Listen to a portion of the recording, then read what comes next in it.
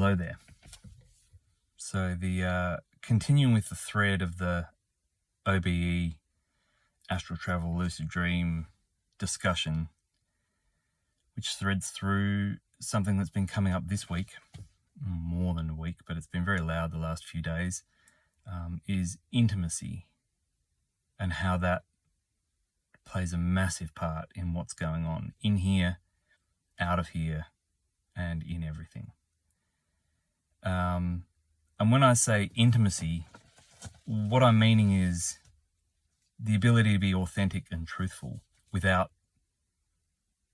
getting all bent out of shape, like not having the ego involved, like being able to have an absolutely candid conversation with another person about what you feel or what you believe. You don't even know really what you feel and believe because you haven't been taken to the wire.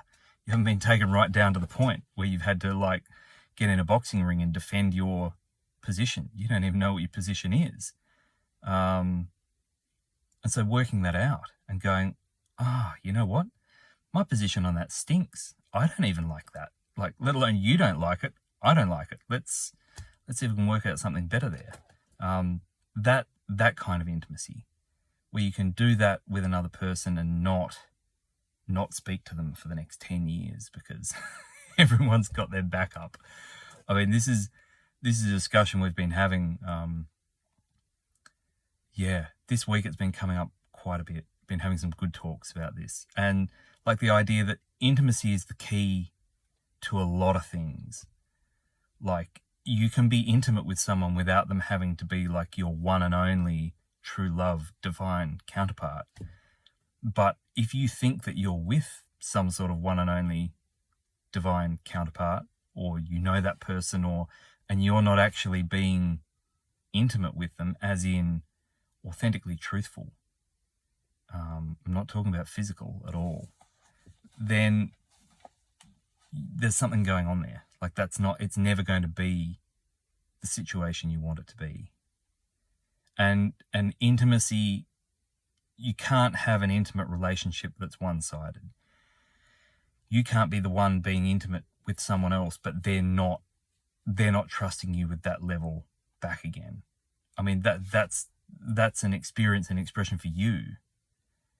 But that's not a relationship. That's just you learning something. That's like being intimate with the person at the newsagents. Like when they say, "How's your day?" and instead of saying, "Oh yeah, great. You know, we're in Australia. Everything's, no, going well. Actually, no, quite shitty. It's been all right, but, you know, not so great the last couple of hours. Pretty average. But, hey, you know, I'm dealing with it." That's intimacy. You're not being obnoxious about it. You're not rubbing people's face in it. You're not giving them too much information. But you are actually being you. You're being authentic. You're telling the truth rather than just kind of fudging over things or dodging things. The reason this relates to OBE is because this construct that we seem to be in, this construct of worlds, is an anti-intimate setup. You can lie, you can cheat, you can fudge, that really doesn't seem to be a thing outside of here. And when you get outside of this setting in this realm, let's call it 3D, just for want of a better term, when you go etheric or astral or mental or emotional, like the further out you get from here, the harder it is to cover that up. So like here, where we are is ground zero in this nest of worlds. Like this is where it's all happening. And this is an absolute anti-intimate place. You can lie here and pretty much get away with it unless people have really honed that skill, because you can tell, but you can't always tell, right? When you're astral, and there's a range here, so this is very broad, but when you're out of your body in dream space or a shamanic journey or actually fully OBE, you've left your body, you could turn around and look at it. You're standing outside of your body and you're off doing something. It's very hard to be deceitful in that space. Very, very hard. You can try, you can cloak, you can hedge, you can distort, but if someone wants to see the truth, all they have to do is kind of internally run the setting of, I want the truth, and it comes. So you can try to cover it up. And if people are just walking around on autopilot like they do in here, in the meat bodies, because a lot of people behave in their dreams in that space, that astral space, they just behave in their dreams the same way they behave here. So you can lie to them and get away with it if you wanted to. You can cover things up. But if someone's actually aware in that space and they command the truth, it is shown to them. You can't hide it. So it's this funny little grey area of it's possible to be deceitful, but not if the other party's not going to play. If they want truth, they will get truth from you. You won't even have to deliver it to them. It'll be like a neon sign printed across your head, whatever's going on. And the reason why I'm bringing this up, and people who talk about getting right out of here, like right out of the construct, if you listen to them, they will say like it's just all out in the open.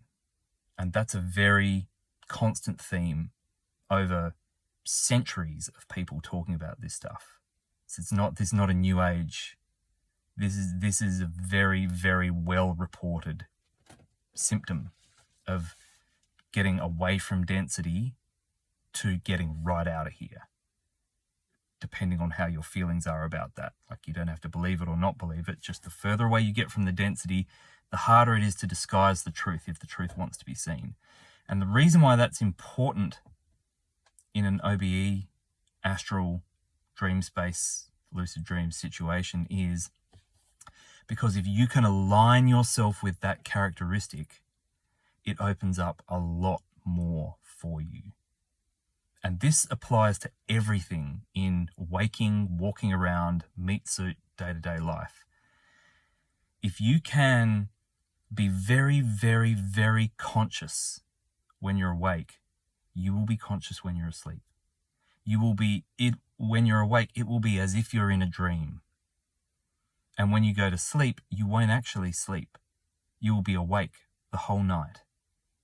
And then when the day comes, you'll be dreaming all day. There's no change. That's the distinction. That's kind of what you're leaning into here. And that the way you do that is by being very conscious in your wake state. And that kind of programs you to be very conscious in your sleep space.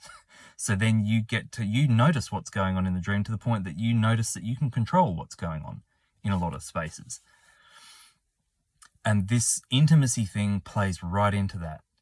If you can actually be brutally, authentically, truthfully intimate, even if only with yourself, when you're awake, you will be much, much, much more coherent.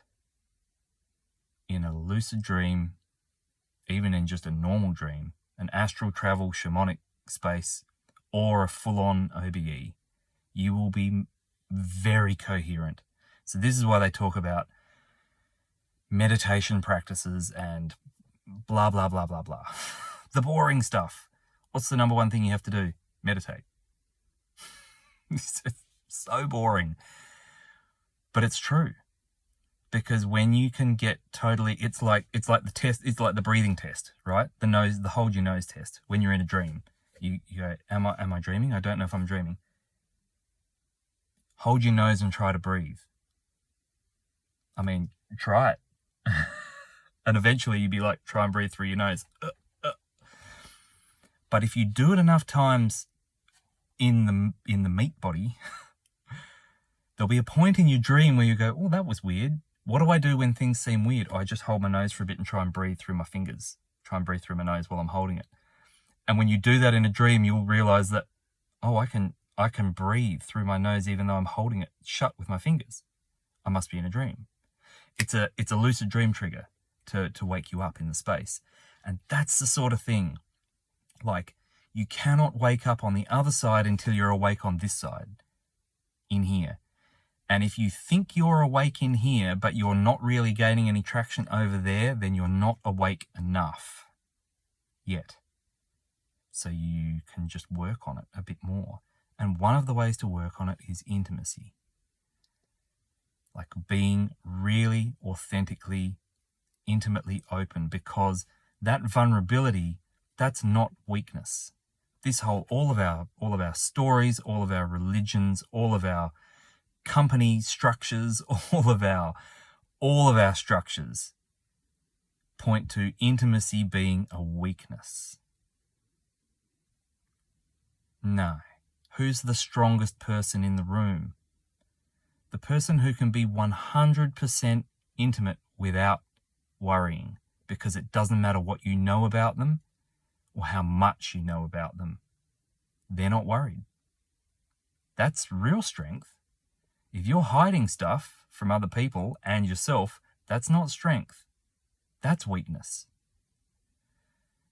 So it's about getting coherent enough, getting strong enough in who you are and where you are, that you can just be a little bit more open, even just with yourself about your own situations. That will lead to an openness. It bleeds through. This is reverse engineering, right? The real world is on the other side. Right now, we are in the dream world. You're watching this screen, you're in a meat suit, you're in the dream world, right? We are reverse engineering ourselves back out of the dream world to wake ourselves up in that other space. That's what we're doing. It's a reverse engineering game. And so that's how you need to approach it to get some good traction in this, is to start applying what you would like to be happening in the dream space. Start applying it here. Start checking yourself here. Start analyzing yourself here. Get the internal mechanics sorted out while you think you have control. And then when you get into that other space where you are completely forgetful and you usually don't have control, you'll find the control will start to bleed through, and it will get better and better and better. And your control, the more you exercise that muscle, the better it will get. And because the deeper you go into it and the more intimately you are in that space, the less things can be hidden from you. Even if it's not the truth, like it could be a complete propagandized lie in the astral that you're dealing with. There's lots of dark and dodgy stuff going on in those spaces, but you will get the whole truth of it as it is, cold, and then you can do something with that information. So that's what this is about. This is about seeing, looking at the big multinational company, or looking at the government, or looking at the something, going, what does that look like on the other side? And getting in that space and having a look, because you might not be surprised, but you will be surprised what things actually look like. And this world will start to make a lot more sense to you when you can get the energetic structure of how these things are built and how they operate. And it'll make navigation a lot easier for you. All right. Much love.